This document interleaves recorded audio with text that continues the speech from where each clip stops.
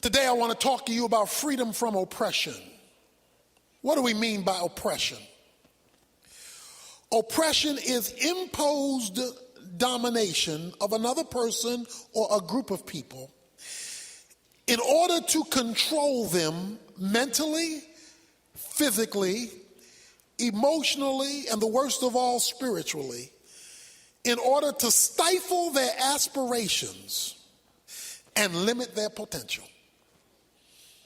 To be oppressed is to be dominated or held down or suppressed in such a way as to cancel or control or to limit your divinely ordained potential. Everyone here who has been created by God, which is everyone here, was created with potential.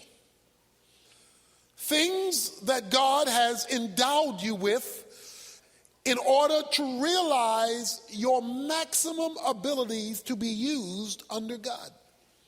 Your potential. A baby is a potential adult. It has to get there, but the potential for adulthood is resident in the baby. That's where they're going. Oppression seeks to hold that down, to limit you, to stifle you, to control you so you don't reach your potential. So that you're stopped from maximizing your divinely ordained reason for even being here. It involves restricting your God-given human potential so that it can stop God's plan for your life. It's called oppression. Now, oppression can take many forms on many levels. There is political oppression. You find this in dictatorships or military governance where a particular dictator, in order to limit the power of others in the name of a political order, it's Russian communism under Lenin and that Marxist way of life, where walls are built to hold people in and to stop them from being able to move from one place or another place. It is to hold them or contain them, to limit them. There is economic oppression. This is where the rich hold the poor down, keep them in classes so that they're not able to express themselves, get free to develop their own entrepreneurial spirit. It's where they are limited and they're stuck in ghettos, not because that's where they want to be, but that's where the system has forced them to stay. Economic oppression. We're all familiar in the United States of America with racial oppression, where people are held down because of the color of their skin, and the color of their skin prohibits them access to that which the rest of the society has free access to simply because how they look. There is domestic oppression. You often see this when a wife or a woman is so controlled by a man because of the threats of violence. I was sitting in my office one day and a husband and wife came in for counseling, and it became clear what the problem was, which had not yet been verbalized, because when the husband raised his hand to scratch his neck, she jumped. So it became very clear very quickly that this woman was living in fear. She was under the thumb of a dictator who, falsely using the biblical word submit, was actually using God's way to oppress. Parents sometimes are oppressive to their children. That's where child brutality comes in, where the children are terrified because the parents don't spank to correct. They spank to hurt and to bring harm and are brutal. It's all oppressive. It's all holding people down. Some of us grew up in oppressed homes where we were told we were nobody. We were never going to be anything. We couldn't expect to be anything. We were dumb. And so whether you were physically brutalized or not, that thing stuck in your mind. And it became an oppressive way of looking at life and looking at yourself. And you know when people have been affected that way, because even when there's nobody surrounding them to oppress them, they oppress their own selves. Self-oppression. All designed to stifle your potential and your God-given future. And then, of course, there's the worst kind of oppression of all, spiritual oppression. That's where the devil has his way with your life. He's telling you, you got to stay on these drugs. You've got to stay in this alcohol. You have to stay in this relationship that's doing you no good. You have to stay there. You can't break out. This is your lot in life. And you've been living with that spiritual oppression so long, you believe it's the truth. You believe you were born to be oppressed. The Bible says Jesus came to set the captives free. That oppression is not to be your middle name. That oppression is not to be the state that you live in. It's not to be how you operate. That you have been freed by creation, simply because you're human, and then even more so by redemption, because you are a child of God. In the passage read in your hearing today, Israel is being held hostage in Egypt. Verse 23 of Exodus 2, now it came about in the course of those many days that the king of Egypt died, and the sons of Israel sighed because of the bondage, and they cried out, and their cry for help because of their bondage rose up to God. They were in bondage. Remember, freedom is released from illegitimate bondage. What happened? Well, if you look at chapter 1, verse 8, it says a new king rose in Egypt who did not know Joseph. The people of the sons of Israel, they said, are more mightier than we. Come, let us deal wisely with them, or else they will multiply. And in the event of war, they will also join themselves to those who hate us and fight against us and depart from the land. So they appointed taskmasters over them to afflict them with hard labor. Verse 12, and the more they were afflicted, and the more they multiplied and they spread. Verse 13, the Egyptians compelled the sons of Israel to labor vigorously, and they made their lives bitter with hard labor. The end of verse 14, which they rigorously imposed on them. Notice the words. Imposed, compelled, bitter, afflicted, taskmaster. They were being bound. They were being forced. They were being driven. Why? Why was there oppression? Because the oppressor did not want them to be free. The oppressor said, if we let these people go free, they'll become too strong. That's what he says. And that's what oppression always wants to do. It wants to limit you becoming strong. It wants to limit what God can do in your life. And so it begins to work its insidious evil in order to stop you from realizing your maximum potential. See, that's how you have to look at this thing. You have to look at this thing, whether it's spiritual oppression or whatever kind of oppression it is. It's trying to stop you from what the U.S. Army wants you to do. Be all you can be. Because God has destined you for freedom, which has to do with maximizing your potential under God. God has redeemed you for freedom. But the problem was there was an evil king who did not want them to be free, who wanted to keep them hostage. And I'm here today to tell you, freedom is your middle name. And that I don't care how long you have been oppressed. They have been oppressed for 430 years. I don't care how old you are today. Today is the day of your freedom. Whether it's self-imposed freedom, freedom by somebody else, freedom even in a culture, unless you understand that oppression in any form is against the will of God, no matter how legitimate it's been made to sound by the oppressor. God's gift to you. God's gift to you today is freedom.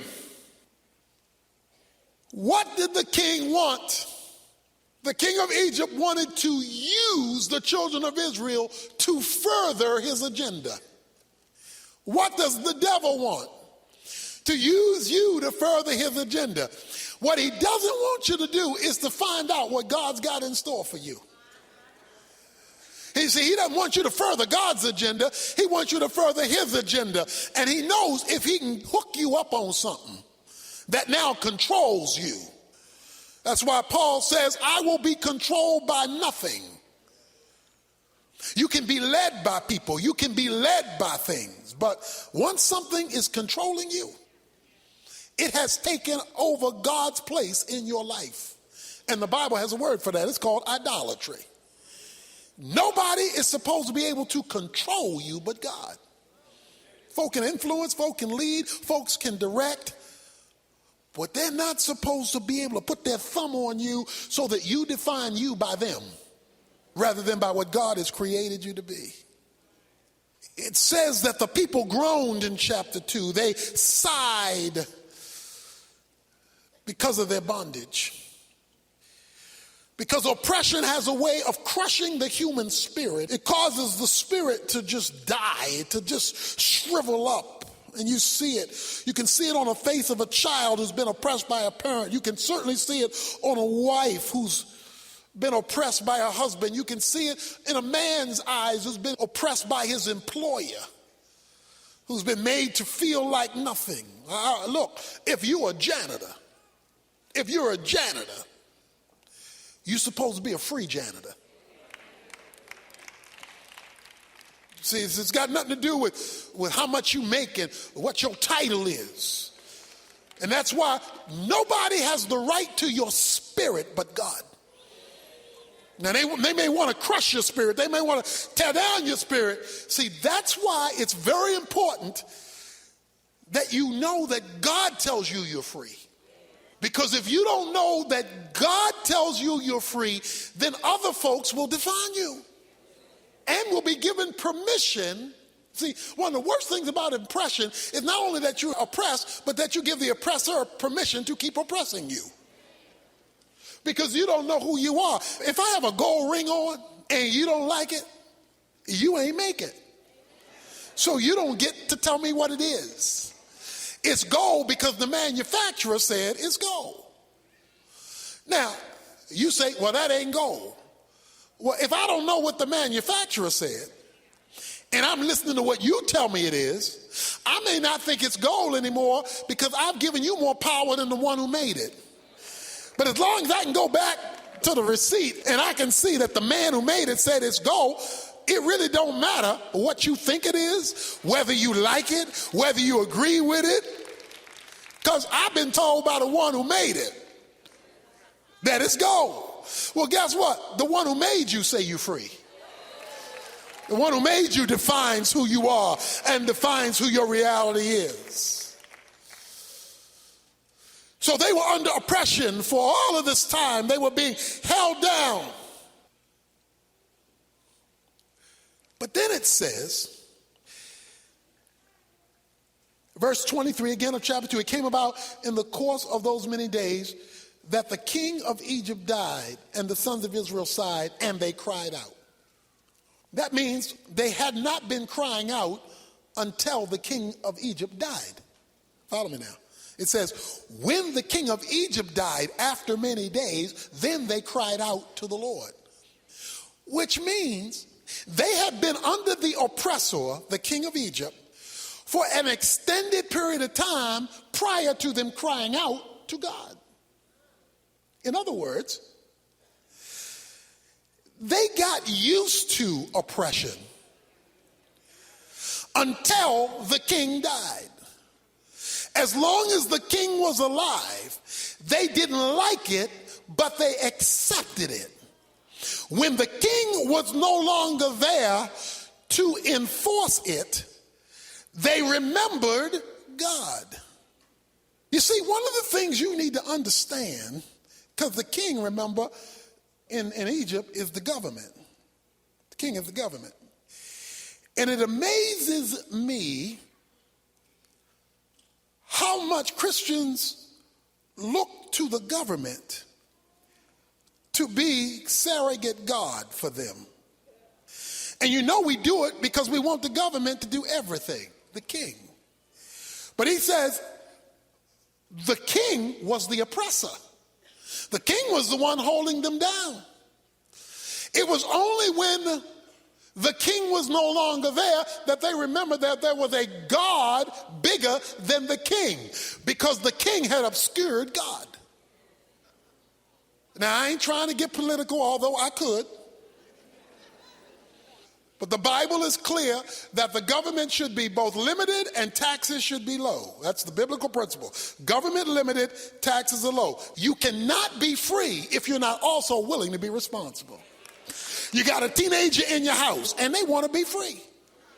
They want to be free from mother and father and rules and regulations and got to be home at 10 or 11 or 12. I want to be free. Okay, are you ready to pay your bills? Okay, you see, if you demand freedom, you are at the very same time demanding responsibility. Don't tell me you want to be free, but you want to be irresponsible. That's a contradiction in terms. God told Israel, he said, when you get to the promised land, don't expect any more manna from above. On the wilderness, I'm going to rain down your blessing. When you get there, pick up the shovel and the pick, and you pick up the oxen, and you plow the land. Because freedom demands responsibility. So we got folk waiting for God to drop stuff from heaven when God is saying, I thought you wanted to be free. And that means you take ownership and responsibility in order to enjoy freedom. You can't enjoy freedom and be irresponsible at the same time. So the more, getting back to political, the more you want the government to do, the less free you're asking yourself to be. Now, that's not a popular thing, and that won't get me votes, but I ain't running, so it don't matter. He says that when the king died, when government was no longer to handle this situation, they now are remembering God had a covenant. It says the covenant that he had with Abraham, Isaac, and Jacob. They remembered God had something to say about this. What did God tell Abraham, Isaac, and Jacob? God says, I'm going to bless you, and through you, all the nations of the earth will be blessed. They remember, and I'm going to curse those who curse you, and I'm going to bless those who bless you. So it dawned on them when they remembered the covenant. God said he was going to curse those who curse us, because we're his covenanted people. Egypt has been cursing us with bondage and oppression. But God said if they curse us, they curse him. Any of you ever had a big brother, folk were messing with you, and you said, well, I'm going to go tell my brother. Or you had some cousins, or, violent brothers, just. In other words, you remembered you got somebody bigger than your problem. God says in the Abrahamic covenant, I'm going to curse those who curse you, bless those who bless you. You cursing me? You cursing God? Hey!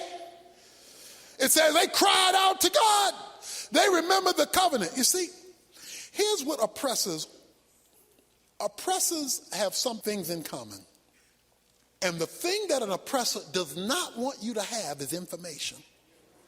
See, oppressors try to keep, that's why oppressors of people try to keep them uneducated, because they know if they get a little knowledge, they're going to discover that they got the right to be free.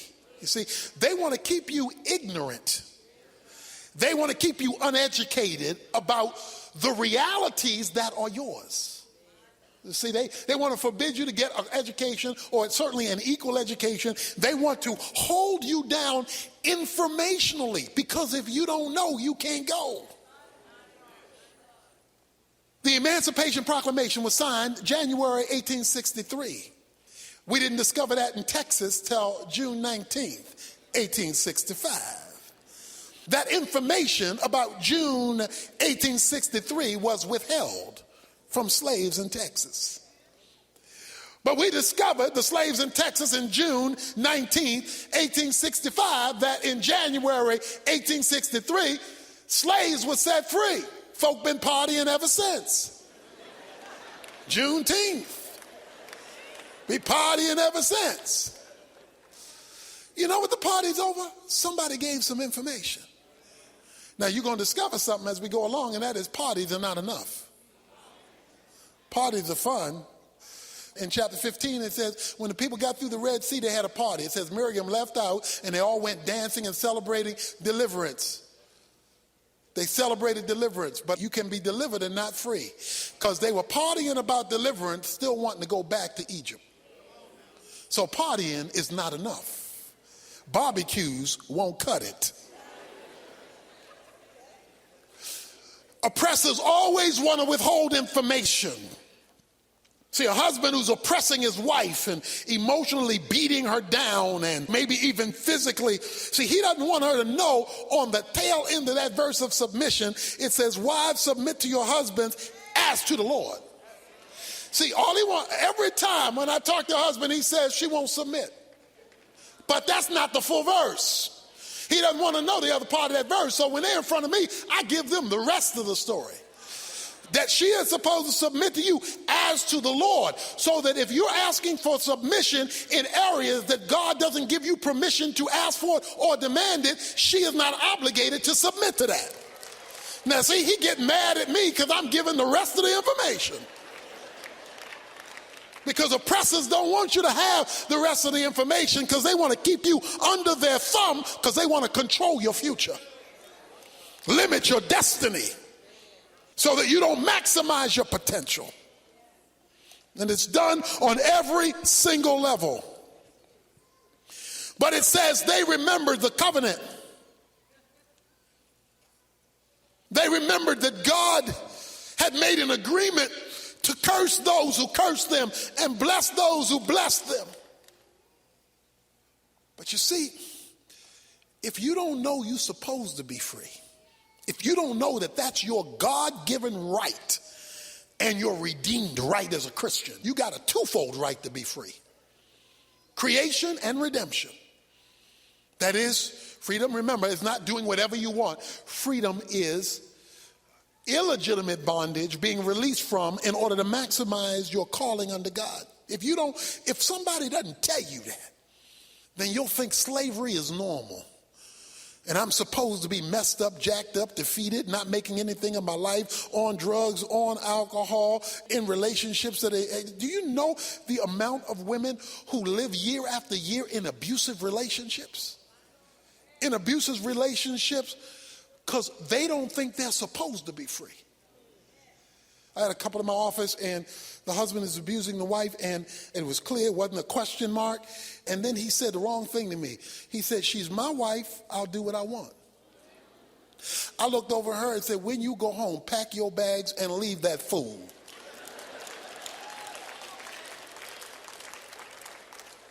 Okay? Because he misunderstood his role. He was out of line. And he was forcing her down with faulty information, and she was hooked in this unhealthy relationship in the name that I'm the husband. If you name the name of Jesus Christ, you're supposed to be God's husband, not a husband. You're supposed to be, you're not from the street.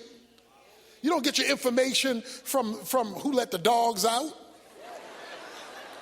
That's not where you do your data collection.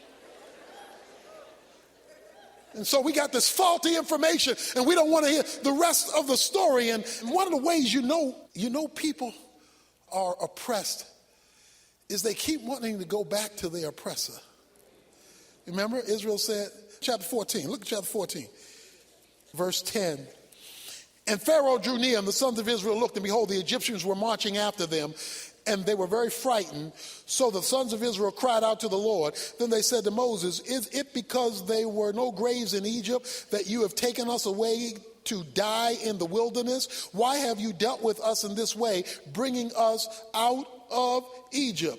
Is this not the word that we spoke to you in Egypt, saying, leave us alone that we may serve the Egyptians? For it would have been better for us to serve the Egyptians than to die in the wilderness. Now, last time I checked, they were crying out to God. In chapter 3, now they're saying, no, didn't we tell you we wanted to stay here? Because people who've been really oppressed can't leave the oppressor.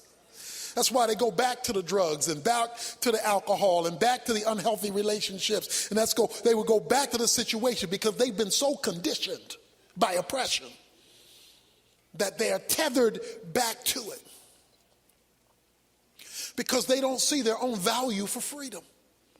They don't see their own value, that you have been created and you have been redeemed to be free, to fulfill your calling under God. And anybody who seeks to take that is doing so illegitimately, and you need to know that. You may not be able to change the situation right now. It may be too big, it may be too social, it may be too economic, but at least you need to know that you've been called to be free. Some of us are slaves in our own home, and we're slaves in our own home because you got rooms in your home none of the family can go in, but guests can go in. So in other words, you think more of guests than you do your own family. In fact, you don't even go in there, you paying the bill. Some of us got dishes nobody can eat off of but guests. So guests come once a year, so the dishes are used once a year, so the best you have is for everybody else, it's not for you. Because you don't think enough of yourself that you are free to enjoy the things that company can have. Oh, I'm all out there now. God declares you are free. And I'm not talking about, wait, little kids can break things and mess things up. That's being responsible. But I'm talking about free to maximize the goodness of God, the calling of God, and the purposes on your life. I am here to declare to you, you're free. God declares you're free, and he is interested in setting his people free. Look back at chapter 3. He says in verse 7, the Lord said, I have surely seen the affliction of my people who are in Egypt, and have given heed to their cry because of their taskmasters, for I am aware of their suffering. So I have come down to deliver them from the power of the Egyptians, and to bring them up from the land to a good and spacious land, a land flowing with milk and honey, to a place of the Canaanites, the Hittites, the Amorites, the Perizzites, the Hivites, and the Jebusites. Now behold, the cry of the sons of Israel has come up to me. Furthermore, I have seen the oppression, there it is, the oppression with which the Egyptians are oppressing them. God says, I'm aware of your pain. God is aware of your suffering. And he knows how long you've been suffering. The first thing he wants to do is give you some information. You have a right to be free. You have the right to take the initiative to pursue your freedom.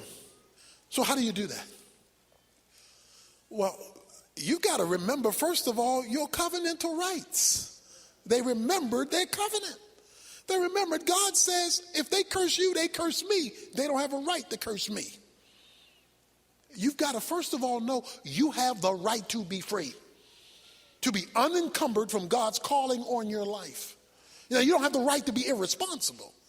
You don't have the right to fall under God's chain of command. Children, obey your parents. Wives, legitimately submit to your husbands. Husbands, submit to Christ. You don't have the right to break God's plan and program, but you have the right to pursue your full potential under God. You have that right. You have the right to not let drugs tell you what to do anymore. You do have that right. You say, drugs are too strong. That's like saying the oppressor is too mean. It may be mean and it may be a tough taskmaster, but you need to know you have the right to be free. You have the right to be free. No woman in here under the sound of my voice should ever accept a man putting his hands on you. Ever. Ever. He has no right to put his hands on you. That's oppressive. That's a taskmaster who's saying, if you don't do what I say, I'm going to bring out the whip. He has no right to put his hands on you. And he's a punk if he does. I said it.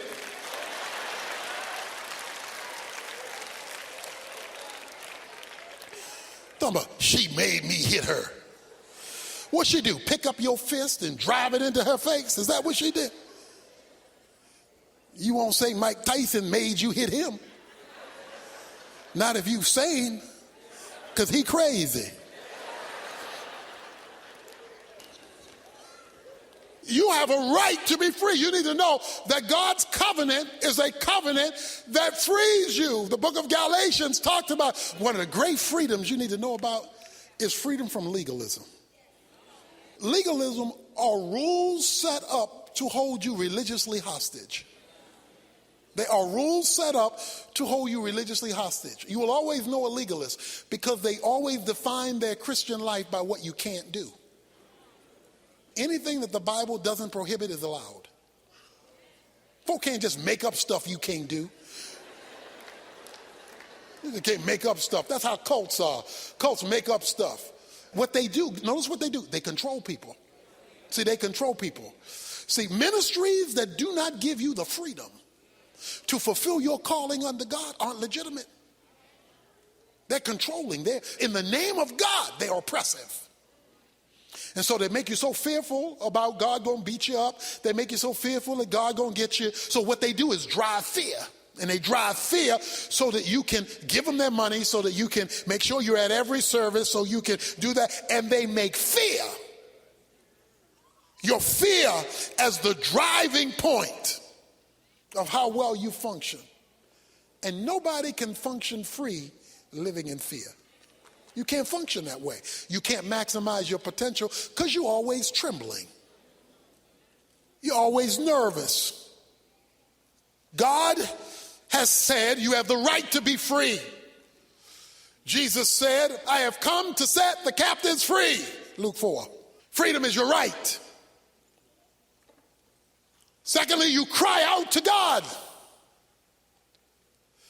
You cry out to God. You make God your point of a reference because you're part of his covenant. You make God your point of reference. See, that's why dictator regimes want to limit religious expression. The reason why slavery was not allowed to sustain itself in America is because God was kept a part of the equation, even to the point of the Constitution. So as long as you could appeal to a freeing God, then it always limits slavery. That's why those kind of regimes don't want God as part of the culture, and they want to squash religious freedom because religious freedom makes people free. God is so committed to freedom, he told his disciples who wanted to call down fire from heaven to burn up people who weren't responding to that message. Jesus told them they have the right not to believe. You are free not to even believe. God gives you the freedom to reject him. You know how much God believes in freedom? He gives you the freedom to say no to him. Not a wise choice, but one you are free to make. Freedom. When their human solutions were gone, they went to God, and prayer is earthly license for heavenly interference. It says that, God, I give you permission to interfere in my affairs. And here's the thing. While they were in slavery, if you read all of chapter 1, they're in slavery. At the end of chapter 2, they cry out to God, but between the slavery described in chapter 1, the oppression, and the crying out in chapter 2, there's a parenthetical statement or parenthetical passage, and it talks about the birth of Moses, the putting Moses in the Nile River, the finding of Moses by Pharaoh's daughter, the raising of Moses by Pharaoh's house, Moses killing the Egyptian. It tells that story between starting off with the oppression of Egypt and then going on to the people crying out to God. Why does it start off with the oppression, end with the people crying out for him to release the oppression, but in the middle of the story put in Moses? Because while they were going through, God wanted us to know he was working on something. He was working on a deliverer. They didn't know God was working on a deliverer. All they knew is they were going through hard times. Can I tell you something? God is working on your freedom. You don't know it. You can't see it. God is working on your freedom. You say, but I can't see any way to be free. He's working on your freedom. You say, well, when am I going to get to see what God is working on? When you start crying out. They never saw it till they cried out for it. They never saw it till they cried out for it. So, what am I saying to us today? I am saying you have a right to be free, and because you do, you should be setting other people free. You know, the tragedy of the Revolutionary War was that people who wanted to be free from England went out and started making other folks slaves. That's a contradiction. You fighting for freedom while incarcerating the whole race of people. It's a contradiction. But we have the contradiction in our own lives. We want to be treated as free while we hold other folk hostage. No. If you want to be free, you should be setting others free. You should be releasing others within the bounds of propriety and what's right, releasing them to become all that they were called to be under God. There's so many gifts and talents that have been held hostage from your mama, your daddy, your uncle, been held hostage by the people you grew up with, by your past, you are being held hostage. You're under this, and you have the right to be free. But you say, I'm stuck. Okay, let me help you out from an actor. His name is Charles Dutton. You know the actor. He was in prison.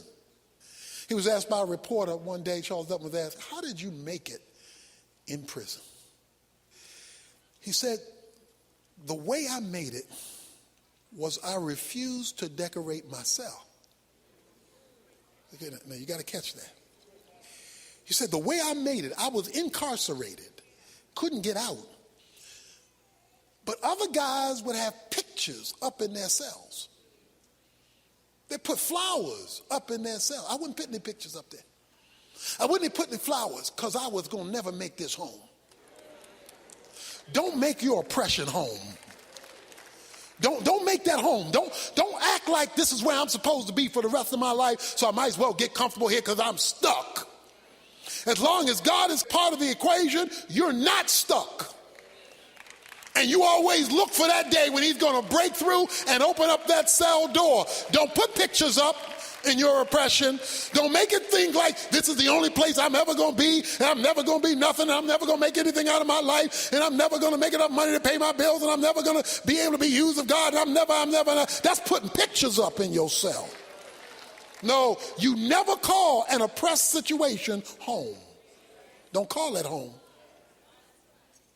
When liberation finally came from slavery, American slavery, many of the slaves from the South began going north because they could get to express their freedom more in the North, was the thought. So they began going north. But there were a whole bunch of slaves who said, I ain't going north.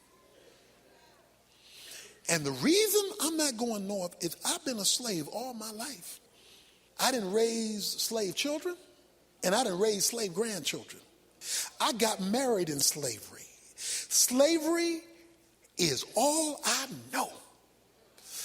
And in slavery, the master's going to feed me. In slavery, the master's going to clothe me. In slavery, the master's going to employ me. So if I leave slavery, I leave the master taking care of me for unknown territory. Now, you can talk about that land flowing with milk and honey up in New York and up in Boston and all. You can talk about a land flowing, but I ain't seen that. I've seen my life here. So I would rather be a comfortable slave than a risky free man.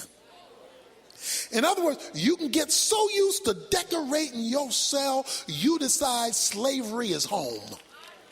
You decide, I'm never going to be able to ascend. I'm never going to be able to grow. I'm never going to be able to build my own business, even though I feel that's what God wants me to do. I'm never going to be able to do it because times are so hard and things are so bad, and I'm never going to be able to do it. That's the talk of a man who doesn't know God. That's the talk of a woman who doesn't know God. That's the talk of one who doesn't understand the covenant.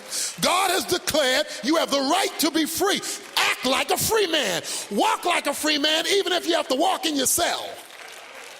You walk like a free man, a free woman, one who's been declared to be free by God, one who's been declared to be free by redemption. You walk like a free man, talk like a free man. And I know folk ain't gonna understand how you walking free in a cell, because I've already consulted God and he got the key. So I'm practicing my free walk now. I'm practicing my free walk now. for the time when God opens up the opportunity for me to fully express it. Why not practice being free if you expect to be free?